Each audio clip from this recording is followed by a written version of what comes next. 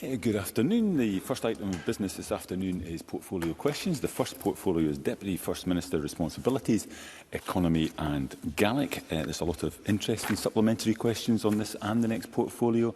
There is a lot of business to get through this afternoon, and we are tight for time, so I'd make an appeal for brevity in questions and responses as far as possible. Those seeking a supplementary should press the request to speak buttons during the relevant question. I call question number 1, Gordon MacDonald. To ask the Scottish Government how it continues to assess the impact of Brexit on Scotland's economy. Minister Tom Arthur. Independent research continues to track the fiscal and economic impacts of Brexit. To assess the impact of Brexit on Scotland's economy, the Scottish Government monitors this research, as well as data on trade and business conditions for Scotland from Export Statistics Scotland and the Business Insights and Conditions Survey. The impact is clear. The latest research from the National Institute for Economic and Social Research finds the UK economy was 2.5% smaller in 2023 due to Brexit. For Scotland, this is equivalent to a cut in public revenues of around £2.3 billion. Gordon MacDonald. I thank the Minister for that answer. The Governor of the Bank of England has now admitted the damaging economic consequences of Brexit, urging the UK Government to rebuild relations with the EU. Given that Labour remain inexplicably opposed to reversing the damage of Brexit, does the Minister agree with me that it is now more important than ever for Scotland to rejoin the European Union as an independent nation? Minister. Well, I think the member raises a very important point, and as a matter of fact, the UK Government is not just in favour of Brexit. It also supports staying out of the huge European single market, out of the customs union, and is so far refusing to sign up to even the limited youth mobility scheme the EU is offering the UK, let alone a return to freedom of movement, which is so important to Scotland and indeed the rest of the UK.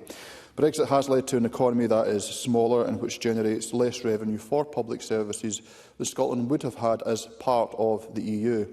Given the position of the UK Government and the other Westminster parties, it is the case that it is only by becoming an independent country that Scotland could rejoin the EU and reverse that economic damage. Supplementary, Murdo Fraser.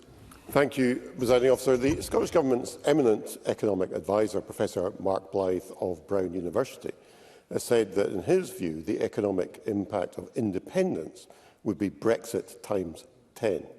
So has the Scottish Government made any assessment of the impact of independence on the Scottish economy, or have they told Professor Blythe that he's wrong? Minister. Well, I have a huge respect for Professor Blythe, and I would certainly commend his work, particularly his publication of 4 years ago, Angronomics, to all members of this Parliament, which I think is actually a very important contribution to understanding some of the challenges we face. The Scottish Government is committed to an independent Scotland that would be a full member of the European Union. And by obtaining membership of the European Union as a full independent state, while still enjoying close and cordial relations with the other nations of these islands, we would be able to take advantage of a huge single market, freedom of movement and many of the other benefits that would be conferred. And that is something that would offer Scotland a much more positive future than being in a situation where we are in a United Kingdom which is committed against all its economic and social interests to maintaining a distinct position of wanting to be in a relationship with the European Union which is completely contradictory to its interests. Thank you. Question 2 is not lodged. Question 3, Alexander Stewart. Thank you, Presiding Officer. To ask the Scottish Government what its response is to the latest Scottish Economic Bulletin. Minister Tom Arthur. The Scottish Government welcomes the recent publication of the Economic Bulletin. It clearly shows the resilience of the Scottish economy, with unemployment remaining low and inflation stabilising around its 2% target. Economic growth is set to improve going into 2025, but business conditions do remain challenging. The Scottish Government is listening to businesses and will keep working with them to help create a mutually beneficial environment that supports a fair, green and growing economy. Alexander Stewart. I thank the Minister for that response. The latest statistics show Scotland's economy grew by just 0.1% in the last 3 months to August. The service sector showed complete flat growth during that period. Therefore, what action does the Scottish Government take to attract inward investment to ensure Scottish service businesses have the environment they need to thrive and survive? Minister. Well, the Scottish Government is absolutely committed to attracting inward investment. As Minister for Investment, I was recently attending an investment event in London just a few weeks ago. My colleague, Deputy First Minister, has just returned from meeting with investors in London. So we are absolutely committed to doing that. We recognise that in the lead-up to the UK Government budget and subsequent announcements, there has been a degree of uncertainty created, and that would seem to be the case that is impacting upon demand, which is reflected in economic figures across the UK. But we are committed to ensuring that Scotland remains an attractive destination for investment, and we are committed to working collaboratively in partnership to achieve that. Supplementary, Colin Beattie. I welcome the economic bulletin's highlighting of the current strength of Scotland's labour market, with recently published labour statistics showing a lower unemployment level than the rest of the UK, along with standout growth in employment. What assessment has the Minister made of this news, and how can we build on this success to strengthen Scotland's economy with the limited economic powers that the Scottish Government holds? Scotland's labour market is resilient and performs well on a range of indicators. Payroll employment is high, and Scotland has a narrower gender pay gap than the UK.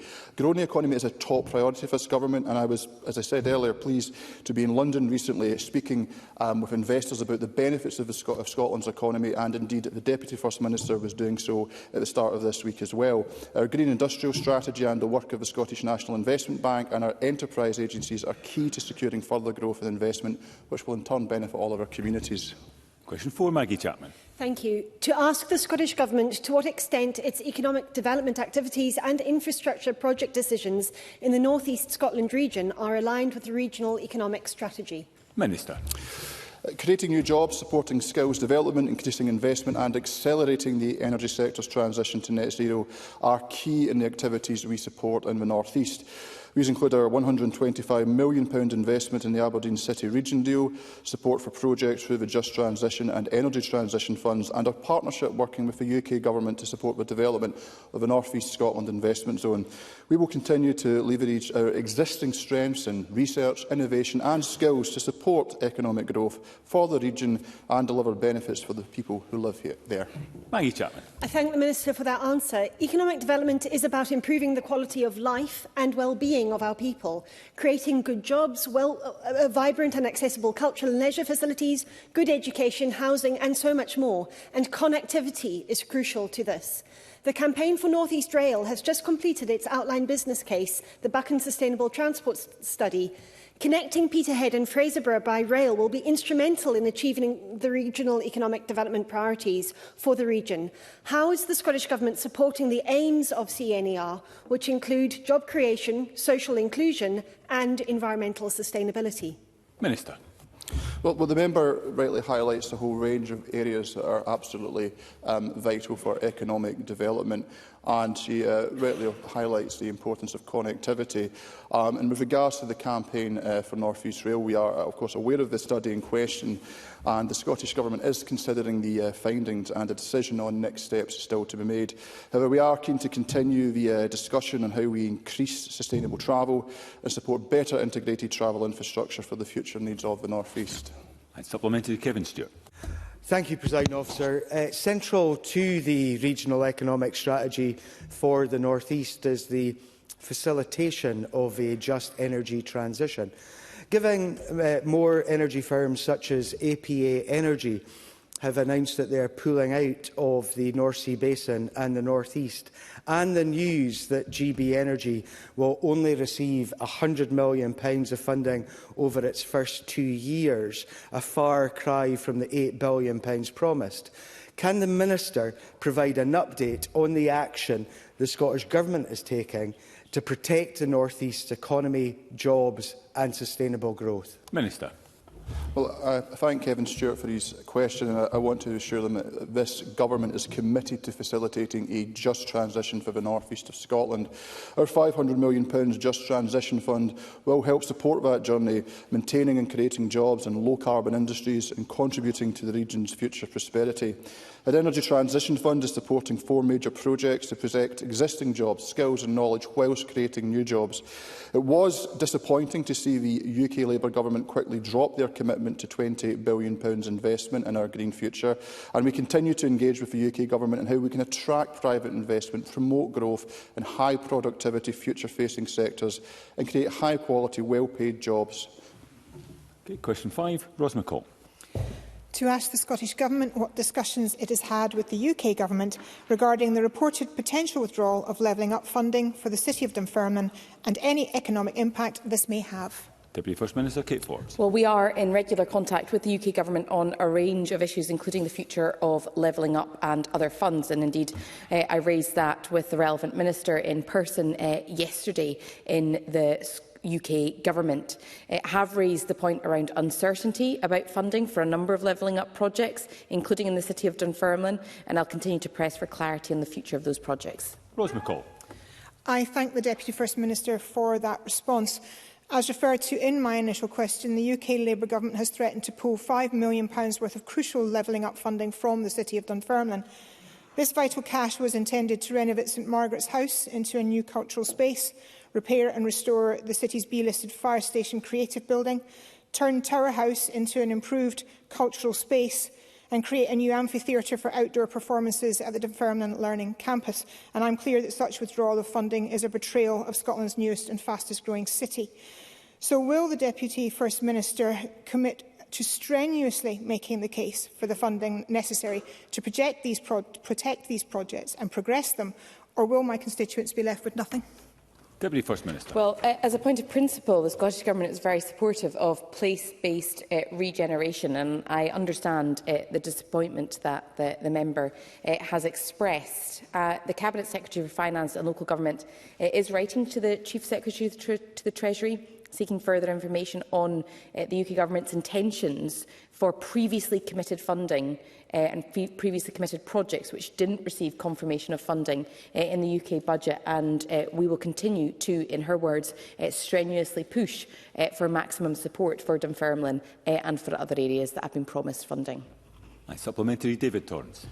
Thank you, Presiding Officer. Westminster promised funding to communities across Scotland, and now in the face of further austerity, Dunfermline's projects hang in the balance. Does the Deputy First Minister agree that this funding cannot be another of Labour's abandoned promises, and that rather than bypassing Scotland's elected Parliament, any funding should be for this Parliament to deliver for communities? Deputy First Minister.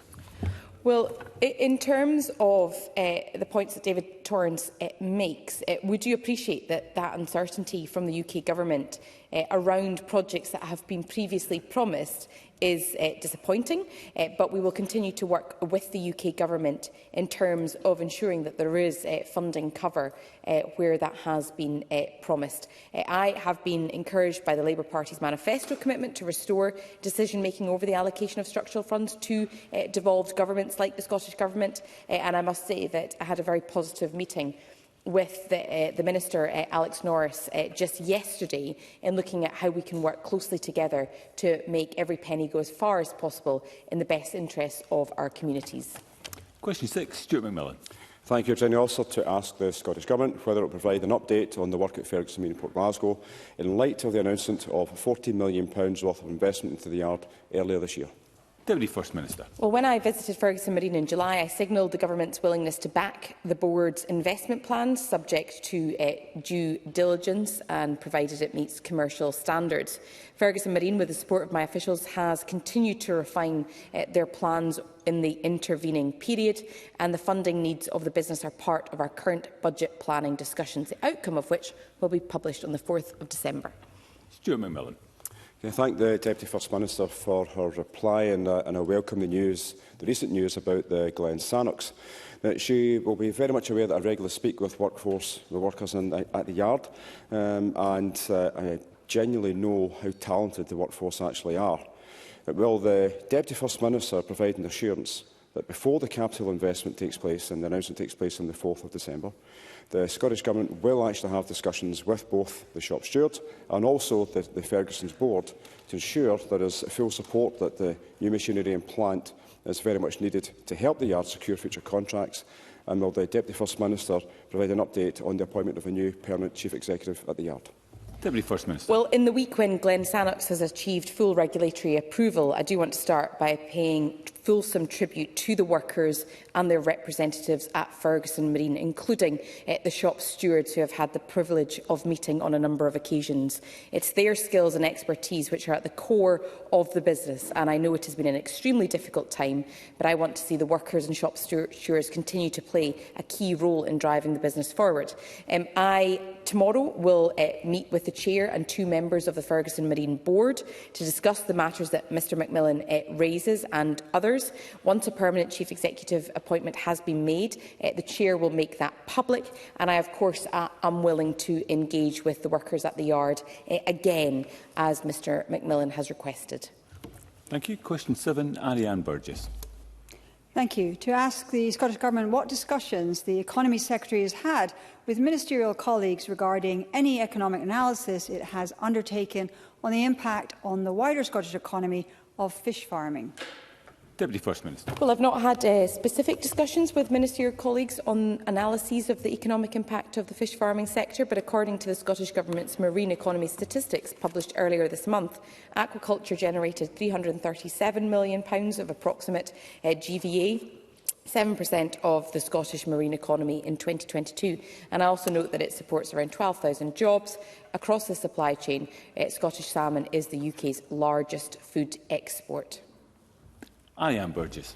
I thank the Minister for that answer. According to the Scottish Government's own data, there are now just 253 more jobs in the salmon aquaculture sector than there were 30 years ago. Could the Deputy First Minister tell me how many rural jobs have been lost in sectors such as shell fishing, marine tourism and recreational sea angling as a consequence of the mismanagement of the salmon farming industry?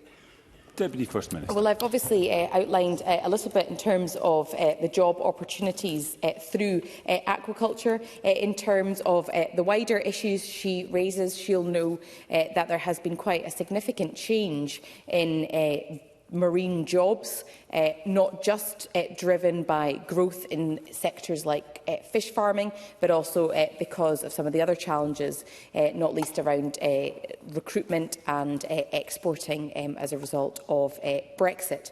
So there has been a significant change when it comes to overall retention, recruitment of jobs and creation of new jobs in and around our marine economy. Thank you, Deputy First Minister. That concludes portfolio questions on Deputy First Minister responsibilities, economy and Gaelic. There will be a brief pause before we move to the next portfolio to allow front benches to change.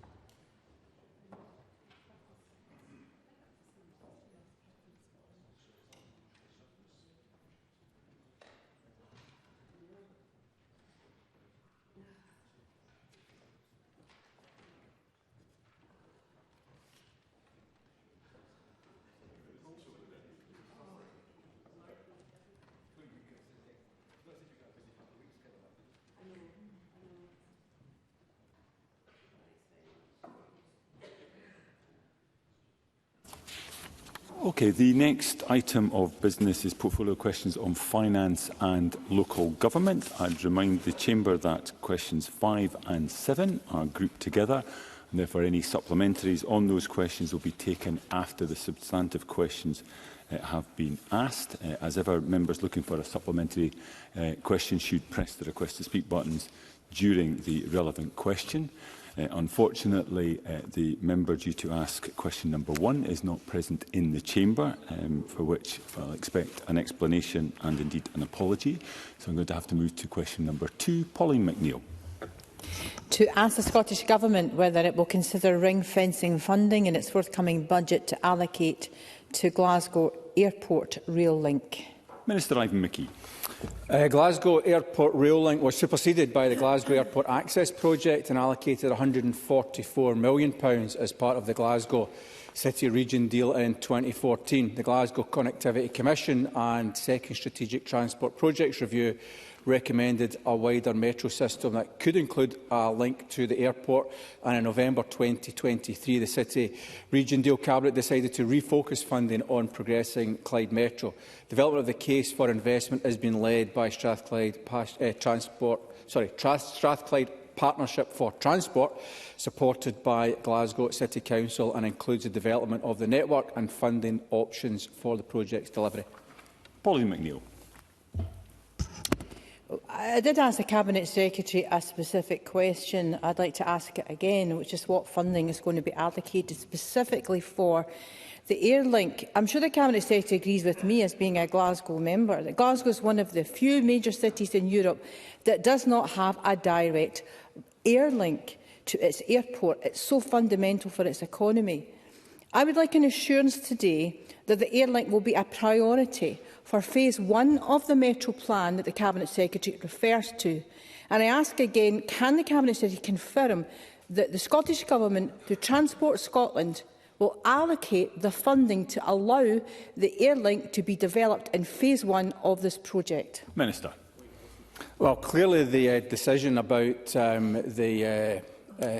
what the priorities are within the Clyde Metro project is for the partnership, including the City Council, to develop that. But I can let the member know that the Scottish Government has provided £72 million, which is 50% of the £144 million through the Glasgow City Region deal towards improving public transport access to the airport. And the City Region deal have subsequently allocated £12.2 million, half of which again came from Scottish Government to take forward the development of the Clyde Metro project case for investment. And Transport Scotland are continuing to provide a project assurance and support role.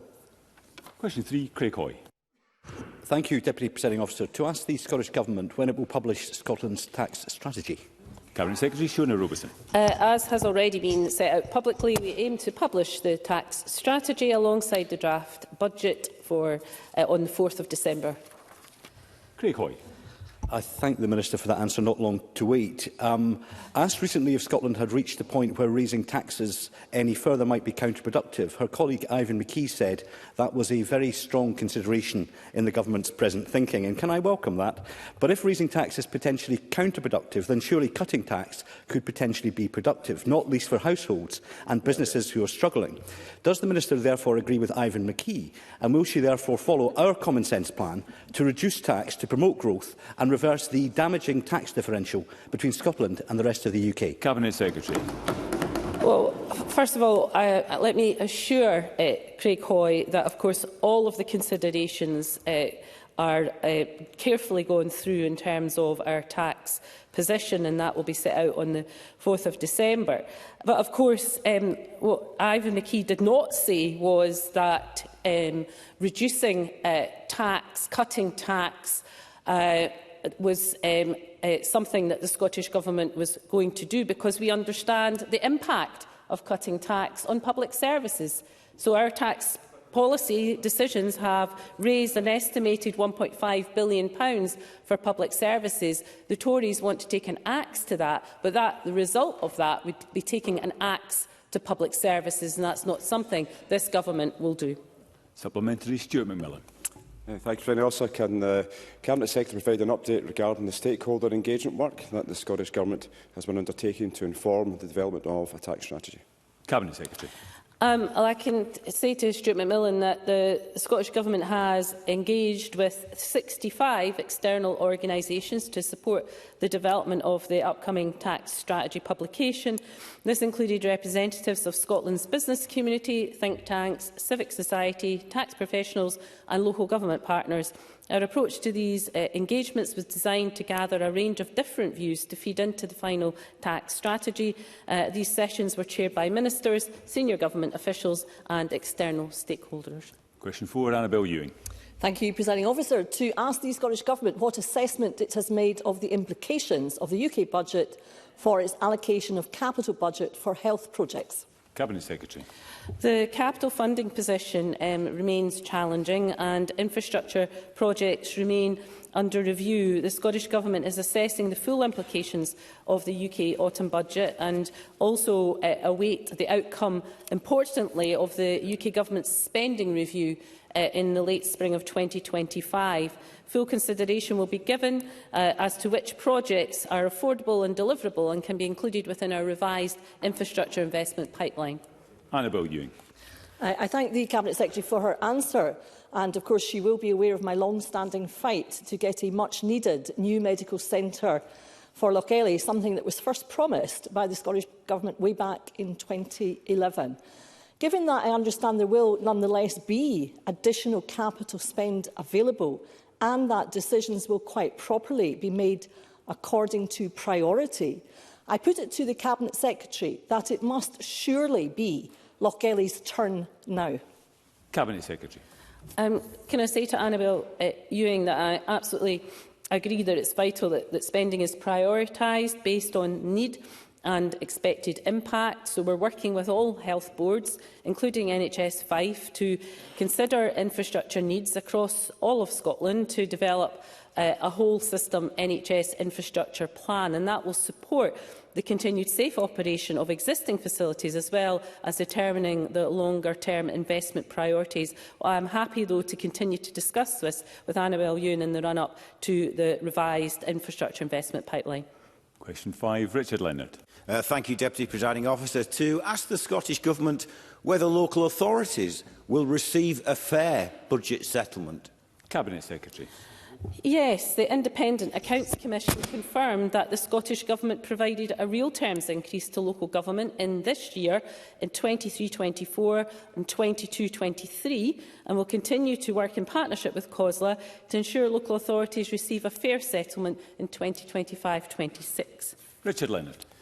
Can I thank the Cabinet Secretary for that reply? And she mentions the Accounts Commission. The Accounts Commission is projecting a budget gap of £392 million next year, rising to a cumulative gap of £780 million by 26-27. Integration joint boards responsible for caring for the most vulnerable had a funding shortfall of £357 million last year. That's up 187%. Social care, social work staff shortages are rife. Over 6,000 people are waiting for a social care assessment.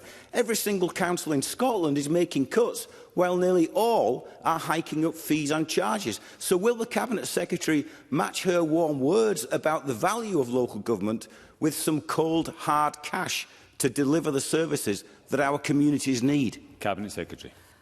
Well, first of all, let's go back to the Accounts Commission, and they confirmed that the Scottish Government provided real terms funding increases this year and in 2022-23 and 2023-24. That was against a backdrop of the most severe constraint on public finances probably in the whole era of devolution. So I think that was a fair settlement to local government. In fact, the Spice in this Parliament also confirmed that a real terms increase in funding was provided to local government in 2024-25. Now, do I accept that there are pressures? Yes, there are pressures across all of the public sector because inflation and the costs have outpaced that of spending availability. So we'll continue to talk to COSLA, as we are doing. We're having very constructive discussions, particularly in the area of social care, and we will bring those to a conclusion in time for the budget on the 4th of December.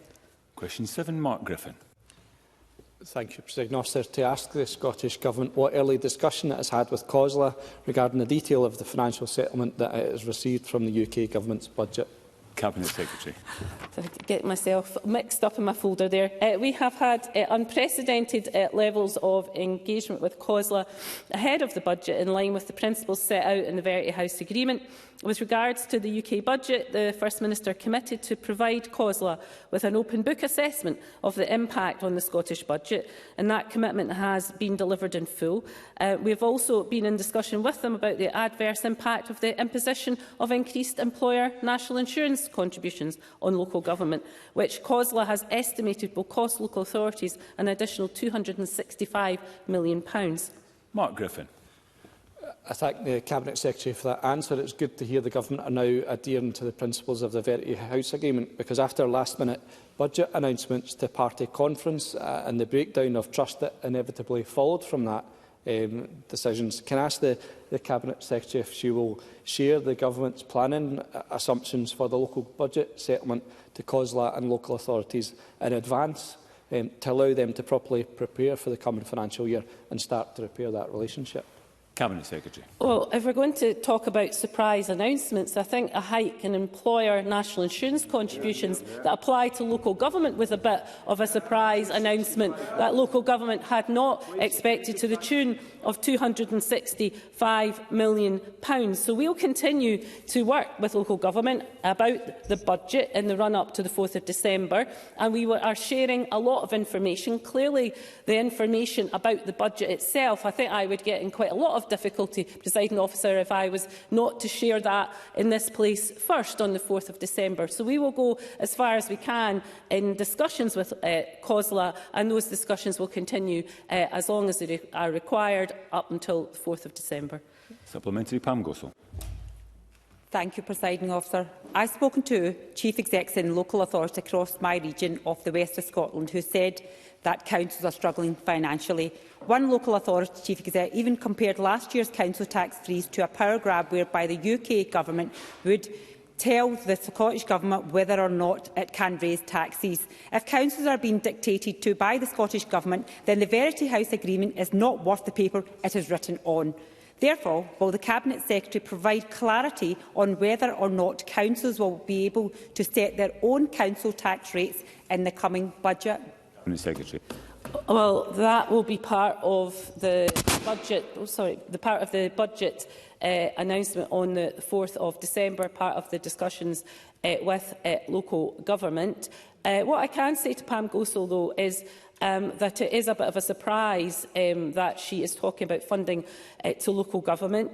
A number of local authorities in England went bust under the auspices of her government due to a lack of funding. The funding provided to local government in Scotland is a much better position than that was provided to councils in England, hence the fragility of so many of them. So we will continue to discuss with local government the needs for funding and the position of the council tax within that as well. And briefly, Alexander Stewart. Thank you, Presiding Officer. Year after year, local government budgets have been squeezed. While COSLA continue to highlight concerns, councils are struggling to find funds to provide for even statutory services, Cabinet Secretary. In real terms, the budget for local government this year is lower than it has been in the past, while demand for public services continues to increase. So can I ask the Cabinet Secretary to guarantee that the forthcoming budget settlement will be sufficient for councils to deliver their lifeline statutory services? Cabinet Secretary. Well, can I say to Alexander Stewart that we started this session of portfolio questions with Craig Hoy demanding that we cut taxes in the budget, and within a few minutes we get to Alexander Stewart, who is demanding an increase in funding for local government. You really need to start talking to each other, because it is nonsense, economic, financial nonsense. If you want more money for public services, then taxes are an important part of that. You can't cut taxes and have more money for local government as well. Thank you. And we can't listen to the answers while questions have been asked and then are being heckled. So can I encourage the front benches, please, to be quiet. Question 6, Faisal Chowdhury.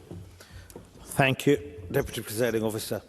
To ask the Scottish Government how it plans to protect the allocation of funding to third sector organisations in its forthcoming budget.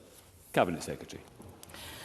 I know and appreciate the huge importance of the third sector in delivering Scottish Government priorities across all portfolios, especially in eradicating child poverty. And that's why we are committed to developing a fairer funding approach for the third sector, despite the financial constraints that we face.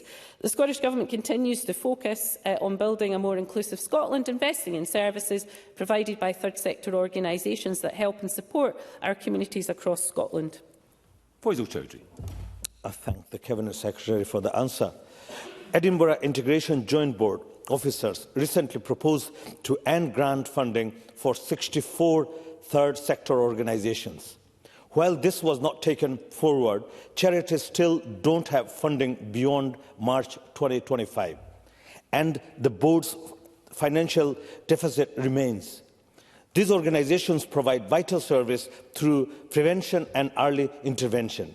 Is the Cabinet Secretary considering using the budget to improve the financial situation of joint boards who fund these important services? Cabinet Secretary. Well, of course, the funding that goes to the National Health Service and local government is the funding that then provides the funding for integrated joint boards, and that is why we're working with local government at the moment about their settlement. And of course we've committed already to provide the NHS with the resource consequentials which we've done for many years. So we'll continue to do that, and that's not to take away from some of those pressures. I absolutely accept that. I hope, though, what Faisal Chowdhury will also accept is the position of those organisations in the third sector is not helped with the additional employer national insurance contributions that each and every one of them is going to have to find the money from. So they'll have to find that money from somewhere, and that is a real and present danger and problem. And I hope Faisal Chowdhury will get behind our calls for the UK Government to act on that. And supplementary, Kenneth Gibson. Thank you, Presiding Officer. Does the Cabinet Secretary agree with the Scottish Council for Voluntary Organisations that the financial impact on fragile third sector organisations from the increase in employers' national insurance contributions, estimated at £75 million a year, will have a devastating impact on the sector, costing, for example, the Scottish SPCA, Scotland's oldest and largest animal welfare charity, £400,000 a year? And does she agree that the UK Labour Government, which has ham-fistedly imposed these additional costs, should meet them in full? Cabinet Secretary. Well, yes, I do, and that was the point I was making to Faisal Chowdhury, that only weeks before the UK Autumn Statement, the Labour UK Government proclaimed a new covenant with the civil society and the third sector, founded on principles, they said, of recognition, partnership, participation and transparency. And despite these claims with the third sector, we then saw the swiftly hiked employer national insurance contributions without a thought about the impact on charities and third sector organisations, the impact of which, as Kenny Gibson said, SCVO estimates to be over £75 million. So the Chancellor has to act on this. We can't have that pressure on charities, on hospices and voluntary organisations. She'll have to think again on that, and that's what we've been urging her to do. And question 8, Paul O'Kane. To ask the Scottish Government what ongoing discussions the Finance Secretary is having with ministerial colleagues and officials regarding the planning of portfolio budgets in the lead-up to the publication of its budget for 2025-26. Cabinet Secretary. I am in regular engagement with ministerial colleagues in relation to portfolio budgets in advance of presenting the budget next month. Budget planning with Cabinet Secretaries and officials has been ongoing since the summer. During the first 2 weeks in November, I met individually with all Cabinet Secretaries and their officials to discuss portfolio budgets and priorities. Cabinet has discussed the overall Scottish Government budget on several occasions, including on the 19th of November, and will meet again on the 26th of November in advance of the budget on the 4th of December. Paul O'Kane. I thank the Cabinet Secretary for that answer, but correspondence obtained under Freedom of Information shows that when the Cabinet Secretary wrote to Cabinet colleagues in the summer requiring ministers to halt all non-essential spending, her colleagues wrote back highlighting significant pressures dating back to the beginning of the budget year. The Justice Secretary said there was additional portfolio pressure. The Health Secretary said enhanced spend controls had already been in place since the beginning of the financial year and that more fundamental decisions were required to bring expenditure into line. And the Transport Secretary said that the portfolio had been carrying a significant resource deficit since Budget 24-25 and had already been operating in an emergency control environment. So does the Cabinet Secretary think it demonstrates good management of the public finances that portfolios were setting budgets that immediately entered emergency controls as soon as the budget started? When did she know that that was the case? And in her discussions that she just referenced, how is she going to avoid that in the forthcoming budget? Cabinet Secretary. Dearie me. Well, look, first of all, no one denied that the challenge when I stood here and announced the package that was required to be taken, no one was denying the impact and the difficulty of any of that, that only essential spending could be taken forward. And the reason we had to do that was because we didn't know where the landing space was going to be on resource funding in order to fund pay deals. So we had to take that step, and that is a step that we took. And what we are doing now is to make sure that for the budget for the 4th of December, that we are able to make sure that portfolios and Cabinet Secretaries start the year with a clear direction of what they are going to deliver with the funding that they have available to them. But I'll tell you what is not prudent financial management is out of the blue to announce a bombshell of employers' national insurance contributions and then to not fully fund it. So at the moment, can I say to Paul O'Kane, we do not know whether or not Scotland's core public sector, never mind the third sector and charities we've heard about in this session, the core public sector, whether it is going to be funded for the ENIX challenge. If it is not, then that will be a pressure upon public finances that we could absolutely do without. So I suggest Paul O'Kane gets on the phone to the Chancellor or whoever he has contact with in the UK Government and makes that point on behalf of Scotland's public services, because it's actually a very serious matter that the Labour Party should take very Supplementary, Liz Smith. Thank you. In relation to portfolio planning, could the Cabinet Secretary put on record, in light of the likely change to 3-year planning for budgets, whether that's going to be in the new Verity House agreement between the Scottish Government and local authorities who are wanting that long-term planning? Cabinet Secretary. Well, at last, a sensible question from the Conservative benches. Can I say to Liz Smith that I am very, very sympathetic to that position. It very much depends on whether we are getting into that multi-year space. The indications from the UK Government are very positive in that regard, with the spending review for both resource and capital in late spring. And if we get into that 3-year cycle, reviewed every 2 years, I am more than happy to have a similar arrangement with local government. And indeed, I think it opens up a potential for an arrangement with third sector organisations as well. So I'm very happy to keep Elizabeth informed upon that as we move forward. Thank you, Cabinet Secretary. That concludes portfolio questions on finance and local government. There will be a brief pause before we move to the next item of business to allow front benches to change.